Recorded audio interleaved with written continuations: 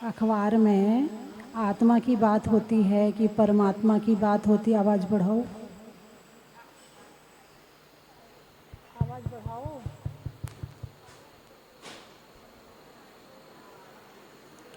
उसमें आत्मा की बात होती है कि परमात्मा की?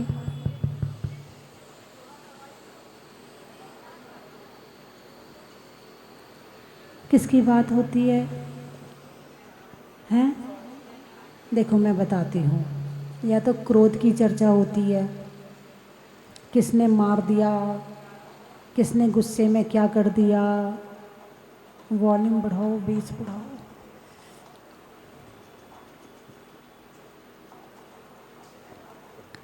है ना? और किसकी चर्चा होती है? अभिमान की चर्चा होती है। और किसकी चर्चा होती है? राजनीति यानी मायाचारी की चर्चा होती है। और किसकी चर्चा होती है? लोभ की चर्चा होती है ना? हास्य, कुछ चुटकुले होते हैं। रति, कुछ प्रेम की चर्चा होती है। अरति, कुछ द्वेष की चर्चा होती है। हास्य, रति, अरति, शोक, एक शोक संदेश भी होता है ना? अरे बोलिए ना, पढ़ते हो ना? एक बार तो नज़र डाल ही लेते हो, कौन गया, किसका शोक संदेश है। एक बार तो नज़र पहुंच ही जाती है। अभी अपने चर्चा चल रही है हास, रति, अरति, शोक। ये सभी जो हैं ये क्या हैं? कषाय हैं। क्या हैं ये? कषाय हैं। थोड़ा सा इको बढ़ाओ, इको बढ़ाओ थोड़ा सा। ये सभी क्या हैं? कषाय। शोक क्या है? कषाय। यानी जिन जिन भावों के कारण से पाप कर्म का बंध होता है उसे कषाय कहते हैं। कषाय की क्या परिभाषा है? जिन जिन भावों के द्वारा पाप कर्म का बंध होता है उसे क्या कहते हैं? कषाय कहते हैं। तो शोक के माध्यम से पुण्य का बंध होता है कि पाप का बंध होता है? अरे बोलिए ना, पाप का। अब शोक कहते किसे हैं? भाई दुख है, परेशानी है, संकट है, पीड़ा है, तो ये सब क्या है? कहीं ना कहीं अंतर है इनमें। शोक क्या है? शोक संदेश किसका होता है? जब किसी के घर में कोई मरण काल को प्राप्त हो जाता है तो उसको कहते शोक। उसको कहते ना, उसके गम में, उसकी याद में, उसकी स्मृति में जो मन में विचार चल रहे हैं, जो वह सोच रहा है, उसको कहते शोक।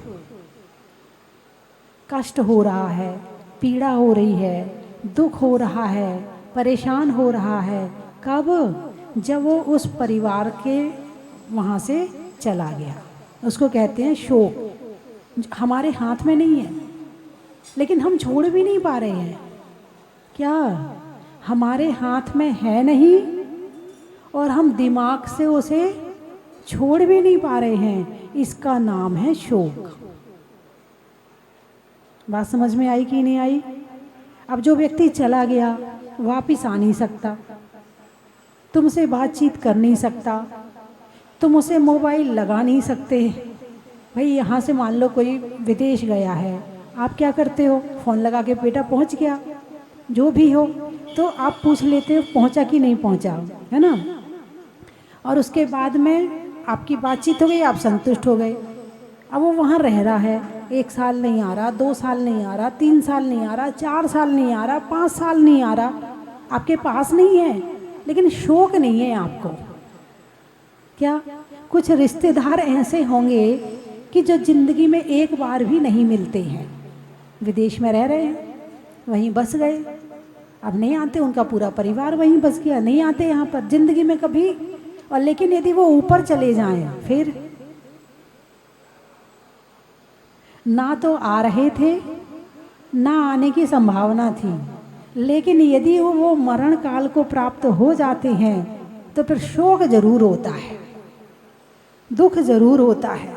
है ना। तो इसको शोक कहा है। क्या कहा है? शोक।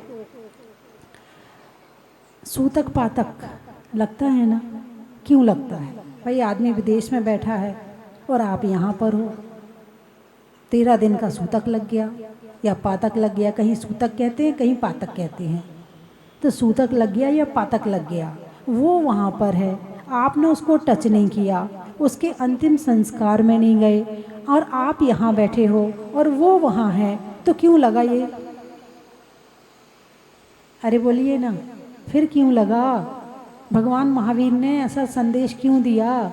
भगवान महावीर ने ये क्यों कहा कि सूतक पातक मानना चाहिए?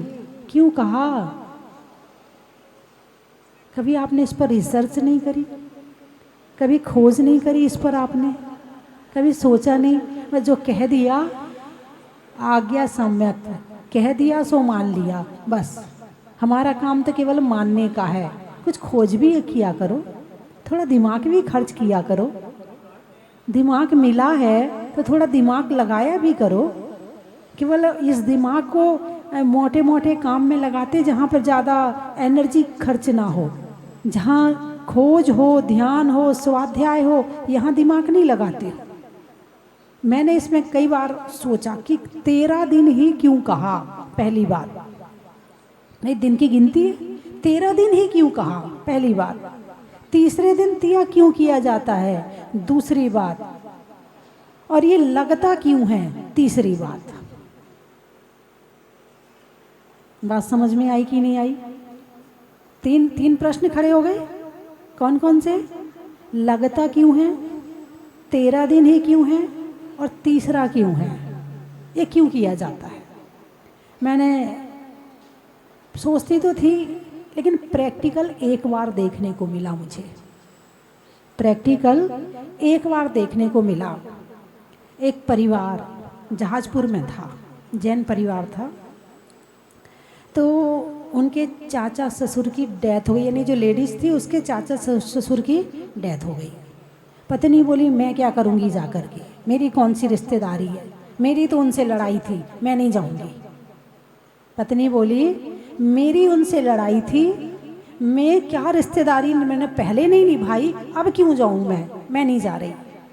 पति बोला तू नहीं जा रही मत जा, मैं तो जाऊँगा। चलो ठीक है तुम जाओ। तो अब वो मेरे पास आई, बोले माता जी अब मेरे पास कोई काम तो है नहीं, अब मैं क्या करूं? मैंने कहा ऐसा करो 1.25 लाख जप ले लो, 13 दिन हैं, दिन भर कोई काम है नहीं है, दिन भर बैठे बैठे माला फेरना, एक दिन में 100 माला तो हो ही जाएंगी। मैंने कहा, उसने कहा ठीक है। अब उसने ले ली वो 100 माले का नियम ले लिया, भाव बना लिया कि मैं करूँगी। अब वो कभी मंदिर में जाए, कभी बाहर आए, कभी कमरे पे जाए, कभी मेरे पास आए, फिर कभी मंदिर में जाए। अब उनकी अर्थी उठ रही होगी, अब उनकी चिता जल रही होगी, अब रिश्तेदार इकट्ठे हो गए होंगे, अब वो भी आ गया होगा, अब वो भी आ गया होगा, अब घर में सब लोग रो रहे होंगे। उसको नमोकार मंत्र याद भी नहीं आया। संबंध राग का नहीं था, द्वेष का तो था। संबंध से चाचा ससुर से कौन सा संबंध था? द्वेष का संबंध था। द्वेष का संबंध भी संबंध माना जाता है। जैसे राग का संबंध होता है वैसे ही द्वेष का संबंध होता है। आपने उनसे बोलचाल छोड़ दी तो इसका मतलब ये नहीं कि संबंध खत्म हो गया, संबंध तो है। अब वो कभी अंदर जाए कभी बाहर आए, माता जी आज तो भूख ही नहीं लग रही, माता जी आज तो खाने का मन ही नहीं कर रहा, माता जी मंदिर में मन नहीं लग रहा।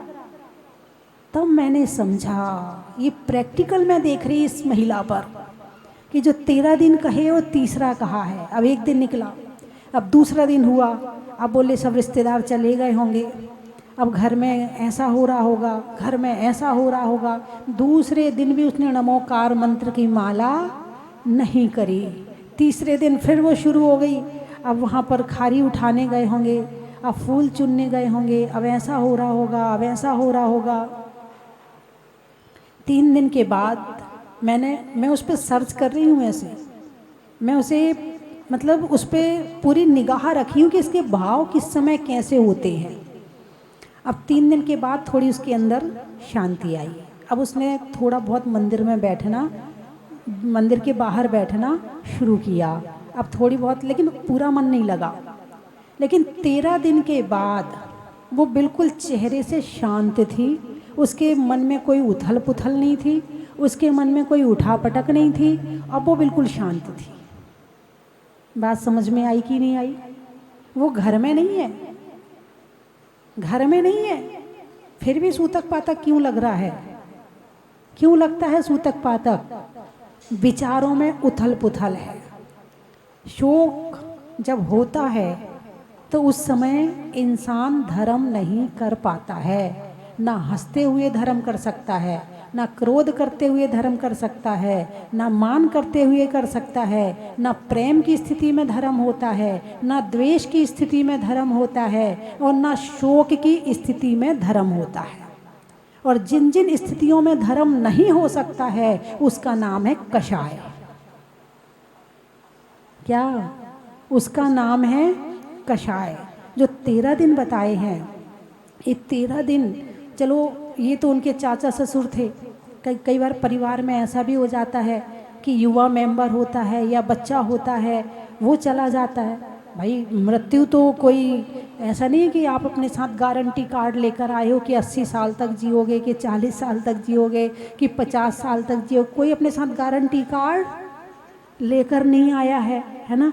तो कब चले जाएं अगली सांस का भी भरोसा नहीं है। तो जब कई बार बीच में युवावस्था में कोई चला जाता है तब घर में शोक बड़ा हो जाता है। कोई युवावस्था के या अथवा कोई बच्चा चला जाए तो शोक ज़्यादा हो जाता है।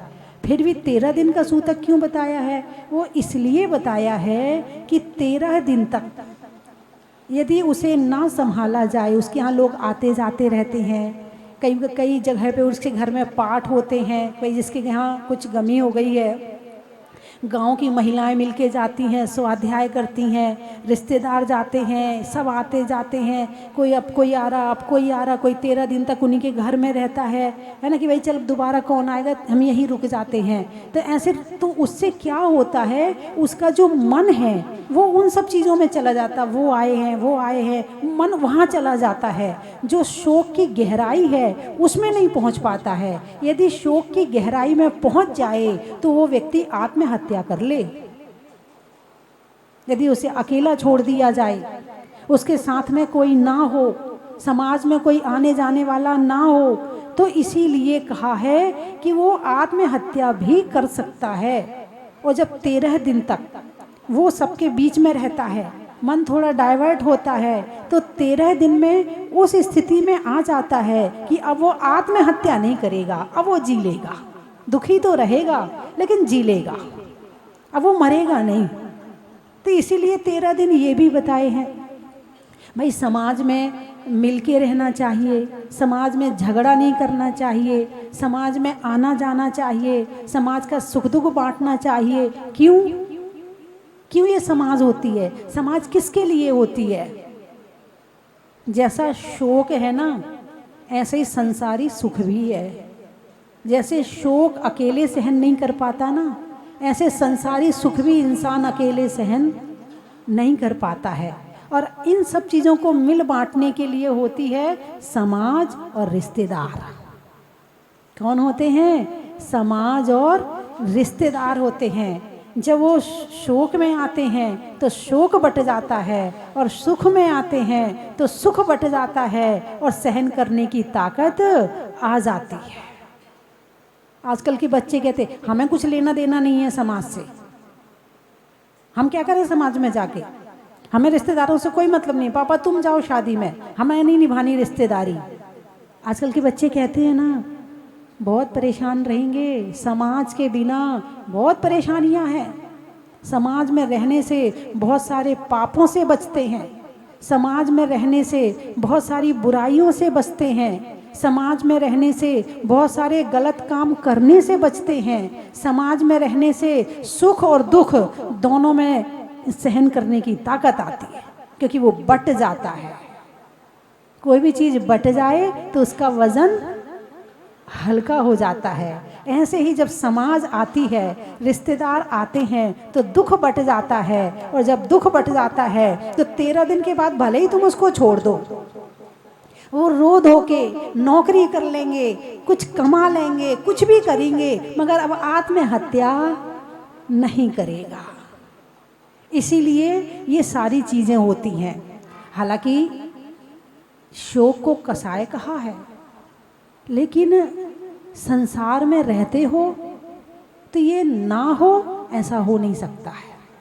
क्या ये ना हो? क्योंकि संसार यानी मोह, और मोह यानी संसार, मोह यानी संसार, और संसार यानी मोह।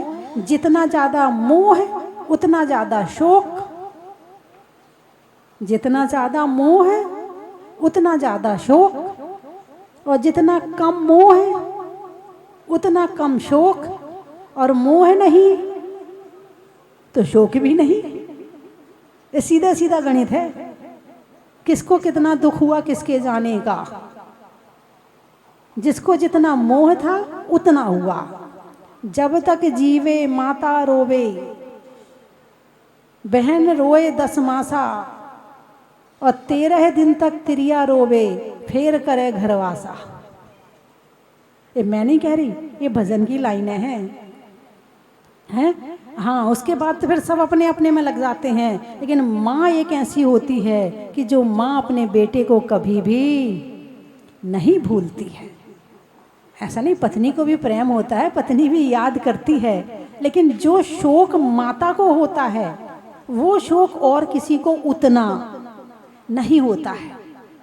तो माँ को सबसे ज़्यादा गर्भ में रखा, बड़ा किया, मालिश करी, गंदगी साफ करी, उसके एक एक पल को साथ जिया है माँ ने।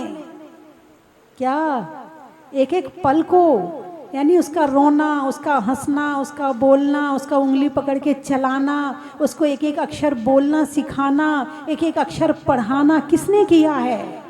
माँ ने किया है। पत्नी तो बाद में आई है।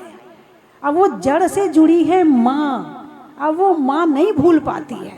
हम कितना भी समझा लें, आप कितना भी समझा लें, और भगवान महावीर कितना भी समझा लें, लेकिन माँ का मोह इतना होता है, इतना होता है कि शायद उससे, बेटे से उससे ज़्यादा प्रेम कोई कर ही नहीं सकता है। लेकिन आपकी गृहस्थी की दृष्टि से तो ठीक है, आपके गृहस्थी और संसार की दृष्टि तो उससे तो ठीक है, लेकिन उसकी अपनी पर्सनल लाइफ, आत्मा के स्तर पर जो जीना चाहिए था वो रह गई। मनुष्य पर्याय पा करके जो कार्य उसे करना चाहिए था वो छूट गया। इस जीवन को पाने के बाद में जो आध्यात्मिक स्तर जीवन में होना चाहिए था वो छूट गया उस माँ का। यदि उस स्तर पर जिए तो शायद वो अपने लिए जिएगी। 2 जिंदगी होती हैं, एक संसार की जिंदगी और एक अपनी जिंदगी। कौन सी जिंदगी जीते हो? अरे बोलिए ना, संसार की जिंदगी। उसने खाना नहीं खाया, उसको ऐसा बुखार हो रहा है, उसको टेंशन हो रही है, उसको पेपर है, उसकी परीक्षा है, उसको ये लेना है, उसको वो देना है, उसको ये भिजवाना है। अपने लिए कभी सोचते हो? कई बार कहते हैं ना, अपना ध्यान रखा करो। कहते कि नहीं कहते हैं? अपना ध्यान रखा करो मतलब बहुत कमज़ोर हो गए हो, अपना ध्यान रखा करो। मुझसे भी कह के जाते हैं बहुत से लोग, बोले माता जी अपना ध्यान रखा करो, बहुत कमज़ोर हो गई आप। ये अपना ध्यान रखा में किसका ध्यान? आत्मा का या शरीर का? आत्मा तक तो पहुँचे ही नहीं, आत्मा तो याद आती नहीं। अपना ध्यान रखा करो का मतलब होता है शरीर का ध्यान रखा करो, और मैं शरीर हूं नहीं। तो मैं अपना ध्यान रखूं यानी अपनी आत्मा का ध्यान रखूं, आत्मा का ध्यान रखूं यानी अपने भावों का ध्यान रखूं, भावों का ध्यान रखूं यानी अपने विचारों का ध्यान रखूं। विचारों का ध्यान रखने का मतलब है मेरे मन में ऐसा विचार ना आ जाए जो मुझे दुर्गति करा दे, जो मुझे मुझसे दूर कर दे, जो मुझे अपनी आत्मा के ध्यान से दूर कर दे, जो मुझे स्वाध्याय से दूर कर दे, जो मुझे जाप माला और ध्यान से दूर कर दे, ये होता है अपना ध्यान रखना। अब बताइए आप लोग अपना कितना ध्यान रखते हैं? अरे बोलिए ना, कितना ध्यान रखते हैं? थोड़ा सा रखते हैं? हमारी टीसी जन की पत्नी कह रही थोड़ा सा तो रखते हैं। स्वाध्याय करने वाले को थोड़ा ध्यान रखना तो आ जाता है, लेकिन जो स्वाध्याय नहीं करता, प्रवचन नहीं सुनता, उसको तो जीवन में ये भी याद नहीं आती कि मैं आत्मा हूँ और शरीर पुद्गल है। यदि इतना भी ध्यान आ जाए तो कहीं ना कहीं हम संसार से बचने का प्रयास अवश्य ही करते हैं। तो शोक, किसकी चर्चा चल रही है? शोक की। शोक संदेश सबके अखबार में आते, एक दिन हमारा भी आएगा। कभी ऐसा विचार किया? सबका शोक संदेश पढ़ते पढ़ते कभी ये ध्यान आया कि सबकी ये फोटो छपती, एक दिन मेरी भी छपेगी? आया नहीं आया? अरे बोलिए ना, नहीं आया ना। और सबकी खबर रखते हो, अपनी खबर भूल जाते हो, यही दिक्कत हो रही है। और धर्म क्या सिखाता है कि सबकी खबर छोड़ो, अपनी खबर रखो। उत्तमा स्वात में चिंता चा, देह चिंता चा मध्यमा, अधमा काम चिंता चा, पर चिंता धमा धमा। उत्तमा स्वात में चिंता चा, सबसे पहले अपनी आत्मा की चिंता करो। देह चिंता चा मध्यमा, उसके बाद अपने शरीर की चिंता करो। अधमा काम चिंता चा, उसके बाद अपने विषय भोगों की चिंता करो। और पर चिंता धमा धमा, दूसरे की चिंता करना अधम से अधम काम है। अब इन चार में से आप कौन सी वाली चिंता करते हो? उत्तम नहीं, मध्यम वो भी कर लेते, अधम वो तो बहुत करते हैं, और अधम से अधम उसमें लीन रहते हैं। और हम इस मनुष्य पर्याय में क्या करने के लिए आए हैं? केवल यही करने के लिए आए हैं क्या? अरे बोलिए ना, यदि घर में किसी को किसी से मोह ना हो, बोले दिमाग खराब है, इसको तो किसी से मोह नहीं है, दिमाग खराब है इसका। तो या तो पागल हो सकता है और या धर्मात्मा हो सकता है। घर वालों से मोह ना हो, दो व्यक्ति हो सकते हैं, या पागल या ज्ञानी। ज्ञानी होगा, उसे ज्ञान है कि मुझे किससे कितना मोह करना है और इसका परिणाम क्या होगा। और दूसरा पागल, उसे कुछ पता ही नहीं है कि मोह होता क्या है, परिवार होता क्या है, उसे तो सब एक से नजर आते हैं। तो दो लोगों को मोह नहीं होता। आप इनमें से कौन है? तीसरा अज्ञानी, जो केवल मोह में ही लीन रहता, उससे बाहर ही नहीं निकलता। अरे बोलिए ना, हैं? क्या बात है, आपकी तो गर्दन भी नहीं हिल रही। सो गए क्या? सो गए या खो गए? खो गए। कहाँ खो गए? वही खोई हुई जो खो गया है, उसे ही तो मैं ढूंढ के वापस लाती हूँ। इस संसार सागर में अनंत काल से खोए हुए हैं। अब हमें इस संसार सागर से बाहर निकलना है, अपने रास्ते पर जाना है। तो वो रास्ता बताते हैं भगवान महावीर। अंतर यात्रा शुरू करवाते हैं, अंदर की यात्रा शुरू करवाते हैं और बाहर से स्वयं तक पहुंचाते हैं। वो हैं भगवान महावीर। अरे बोलिए ना, हैं? तो चलिए अपने घर गृहस्थी के काम करते हैं, ये तो अच्छी बात है। कुछ परोपकार के काम करते हो कि नहीं करते हो? अपने लिए तो सभी जीते हैं। पशु पक्षी किसके लिए जीते हैं? अपने लिए। देवता किसके लिए जीते हैं? अपने लिए। और मनुष्य एक ऐसा प्राणी है जो स्व के साथ साथ दूसरे पर भी उपकार कर सकता है, दूसरे का भी भला कर सकता है, अपने भले के साथ साथ सबका भला कर सकता है। ऐसे लोग भी हैं और मनुष्य पर्याय में ऐसी ताकत है। तो जो केवल अपने लिए सोचते हैं, भाई मैं जानूं, मेरा बेटा जाने, मेरे पति जाने और मेरा मकान दुकान जाने, बस इससे ज़्यादा हम नहीं सोच सकते। हमारे पास इतना दिमाग है ही नहीं है, कहाँ से सोचोगे? लेकिन जिसको दिमाग मिला है वो तो सोचे, जिसको होशियारी मिली है, जिसको ज्ञान मिला है और जिसको कुछ करने की क्षमता मिली है वो तो करे। और वो भी ना करे तो फिर इस जीवन का क्या फायदा? आए, परिवार बसाया, खाए पिए, परिवार का काम किया और चले गए। ऐसे पशु पक्षियों ने किया, ऐसे ही हमने कर लिया। उनमें हम में कोई अंतर नहीं रहा। आज हमारे बीच में मुरैना से कमेटी आई हुई है और अभी आपने बीच में देखा भी था कि जो बच्चे मुरैना से आए थे, 121 वर्ष पुराना विद्यालय गोपाल दास बरिया जी ने स्थापित किया था। और स्थापित नहीं किया था, उनके पास छात्र पढ़ने के लिए आने लगे। उन्होंने कहा क्या करूं? बोले स्कूल स्थापित कर दो, विद्यालय स्थापित कर दो। तो फिर और आने लगे और वो ऐसा चला कि आज तक चल रहा है। 121 वर्ष। कई मुनिराज, आचार्य विमल सागर जी जो निमित्त ज्ञानी थे, उन्होंने उस विद्यालय में अध्ययन किया है। चिन्मय सागर मुनिराज जो जंगल वाले बाबा के नाम, उन्होंने उसमें अध्ययन किया है।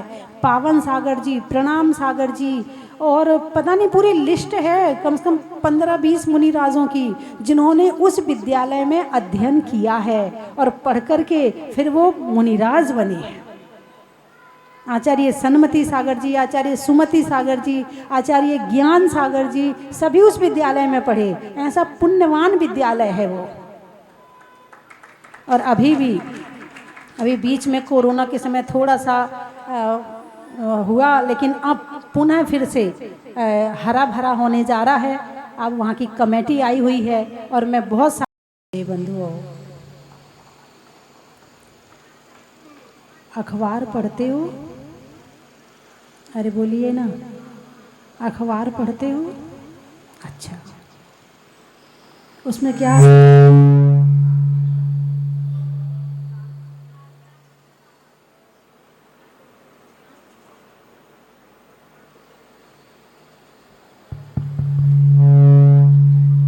सारे नए लोगों को जो सेवा करना चाहते हैं, इस जैन धर्म की पताका को आगे और बढ़ाना चाहते हैं। अपने बच्चे को तो तुम कम से कम पंडित जी नहीं बना पा रहे, संस्कार नहीं दे पा रहे, लेकिन जो बच्चे वहाँ पढ़ रहे हैं, हम उनके माध्यम से तो कम से कम उन्हें संस्कार देकर इस जैन धर्म की ध्वजा को आगे फहरा सकते हैं। अरे बोलिए ना, है ना? तो आज हमारे बीच में कमेटी आई है, सारी कमेटी यहाँ आके खड़ी हो जाए। अभी नए मेंबर जुड़े हैं, वो भी आकर खड़े हो जाए।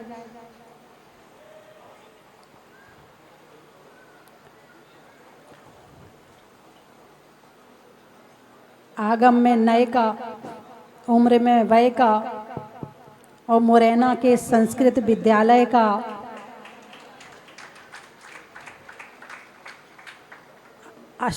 सुनील जी को माइक दीजिए।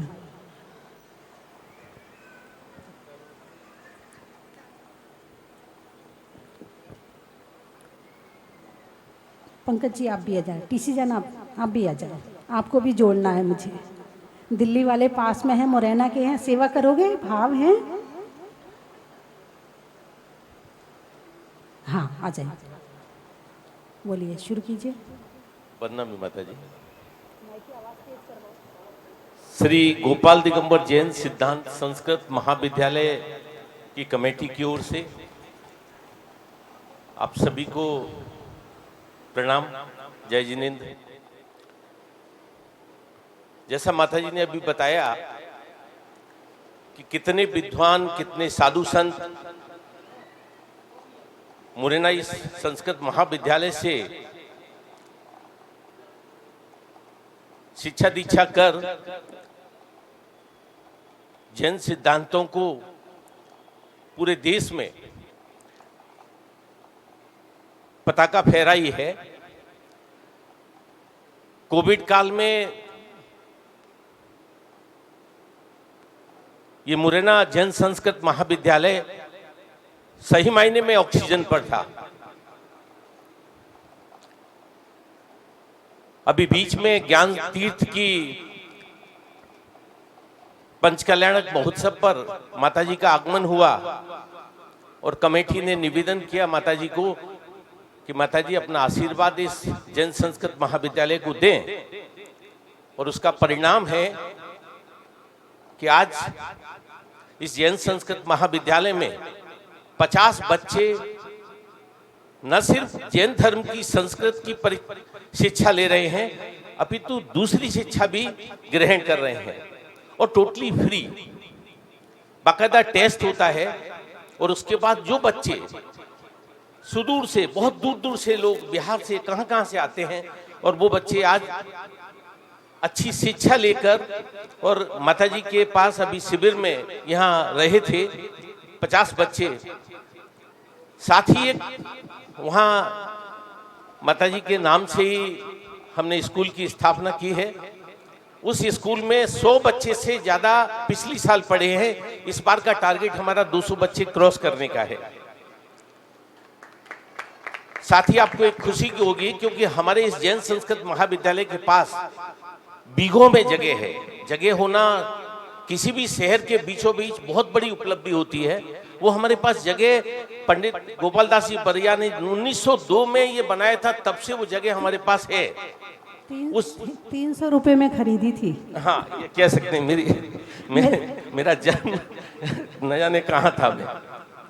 और उस बड़े कैंपस में स्वस्ति भूषण इंटरनेशनल स्कूल की स्थापना होने जा रही है। उसका शिलान्यास हो चुका है। आने वाले टाइम में एक बहुत ही भव्य, कम से कम हजारों बच्चों की शिक्षा का इंटरनेशनल स्कूल बनेगा। आपके संपर्क में जितने भी धर्मी लोग हैं इस संस्था से जुड़े हैं, विनोद जी, अशोक जी हमारे साथ जो आज कोटा से और दिल्ली से आए हुए हैं। मैं ये कह सकता हूं कि जब मुझे अध्यक्ष बनाया गया था, मैं सूरत रहता हूं, मैं मुरैना से 28 साल पहले सूरत में पहुंच चुका हूं। और अभी जब सूरत से आके और मुरैना के इस विद्यालय को की जवाबदारी ली तो ये कंधा बहुत भारी था कि इसको कैसे आगे बढ़ाएंगे। मगर माताजी ने जिस प्रकार जहाजपुर को आकाशीय यात्रा पे पहुंचाया है, कह सकते हैं कि हमारे इस संस्कृत महाविद्यालय की उड़ान में हमें शक नहीं है। और इसी वजह से आपके आशीर्वाद से दिनों दिन ये अपनी ऊंचाई पर चढ़ने की सफर तय कर रहा है।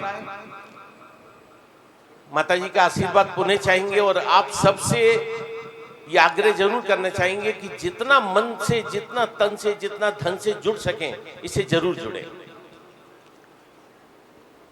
आपका बहुत बहुत आभार माताजी, धन्यवाद। और कोई बोलेगा?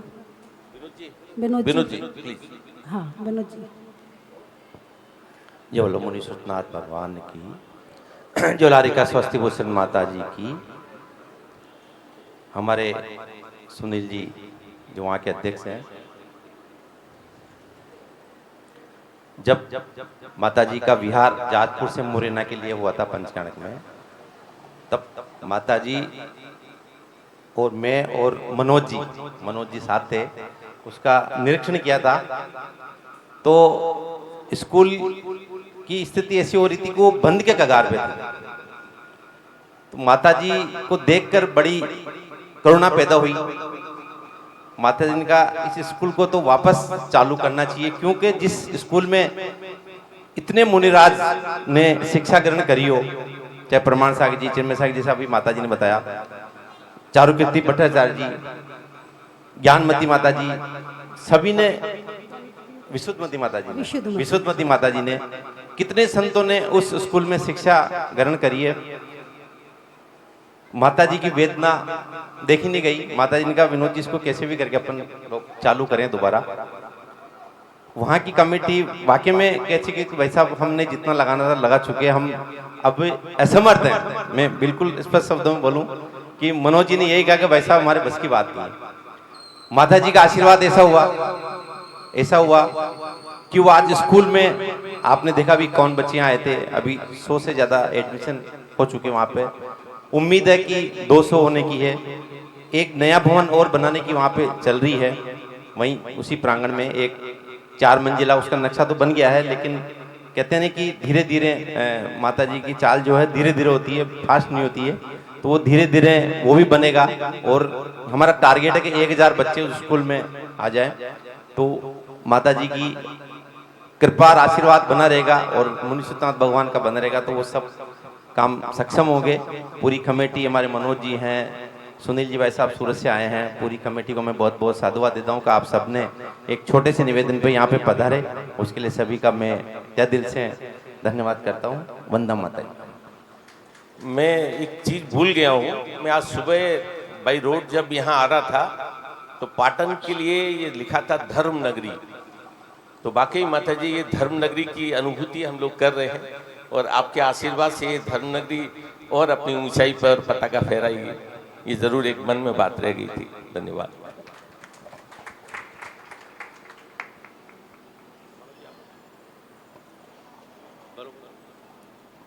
हमारे मनोज जी बिल्कुल कर्मठ वहां पे स्कूल पे दिन रात लगे रहते हैं। पूज्य माता जी के चरणों में वंदामी। जैसा कि हमारे अध्यक्ष महोदय और आदरणीय विनोद जी जो कि संरक्षक हैं, आपके मार्गदर्शन में इस विद्यालय को हम नई ऊंचाइयों पर ले जाना चाह रहे हैं। काफ़ी कुछ बता चुके हैं विद्यालय के बारे में। ये एकमात्र जीवंत विद्यालय है जो जहाँ संस्कृत और धार्मिक शिक्षा का अध्ययन आज निरंतरता से चल रहा है। वाराणसी का जो संस्कृत महाविद्यालय है वो इस विद्यालय की स्थापना के बाद ही उस विद्यालय की स्थापना हुई थी। इतना प्राचीन महाविद्यालय, इतने पुण्य परमाणु हैं उस धरा पर। यदि आप आएंगे तो आपको महसूस होगा कि वाकई वो मतलब इतने साधु ने वहाँ तपश्चर्या की है। सरस्वती भवन करके एक जगह है वहाँ उस विद्यालय प्रांगण में। तो आप लोगों को लगेगा कि वाकई किसी तीर्थ में हम, जीवंत तीर्थ में हम आ गए हैं। तो पूज्य माता जी का आशीर्वाद तो निरंतरता से हमें प्राप्त हो ही रहा है। वर्तमान में आर्ष परंपरा को जीवित रखने के लिए हमें संपूर्ण जैन समाज के सहयोग की आवश्यकता है। तो बस इतना ही निवेदन कि आप एक बार कृपया उस तीर्थ का अवलोकन अवश्य करें, पधारें। जय जिनेंद्र। पुनः माता जी के चरणों में वंदन।